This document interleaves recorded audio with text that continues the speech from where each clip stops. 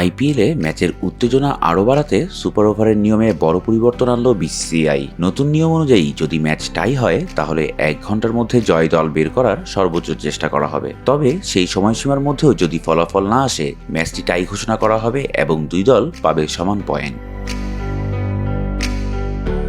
প্রথম super over শুরু করতে হবে মূল ম্যাচ শেষ হওয়ার 10 মিনিটের মধ্যে। সেটিও যদি টাই হয় তাহলে পরবর্তী সুপার ওভার শুরু করতে হবে 5 মিনিটের মধ্যে। 1 ঘন্টার মধ্যে জয় না পাওয়া গেলে ম্যাচ রেফারি চূড়ান্ত সুপার ওভার নির্ধারণ করবেন। প্রতিটি সুপার ওভারে প্রতি দল একবার ব্যাটিং করবে, আর যে দল বেশি রান তুলবে তারাই হবে বিজয়ী। কোনো দল 2 উইকেট হারালে তাদের ইনিংস শেষ বলে ধরা হবে। সুপার ওভারে ডিআরএস নেওয়ার সুযোগ থাকবে কেবল একবার, তবে সেটি ব্যর্থ হলে আর সুযোগ থাকবে না। একাধিক সুপার ওভার হলে নতুন কিছু নিয়ম কার্যকর হবে। আগের সুপার ওভারে ব্যাট করা ব্যাটার পরবর্তী সুপার ওভারে ব্যাট করতে পারবেন না, আর আগের ওভারের বোলারও নতুন সুপার ওভারে বল করতে পারবেন না। ব্যাটিং বোলিং এর ক্রমও পাল্টে যাবে। আগের সুপার ওভারে যে দল পরে ব্যাট করেছিল তারা নতুন সুপার ওভারে আগে ব্যাট করবে।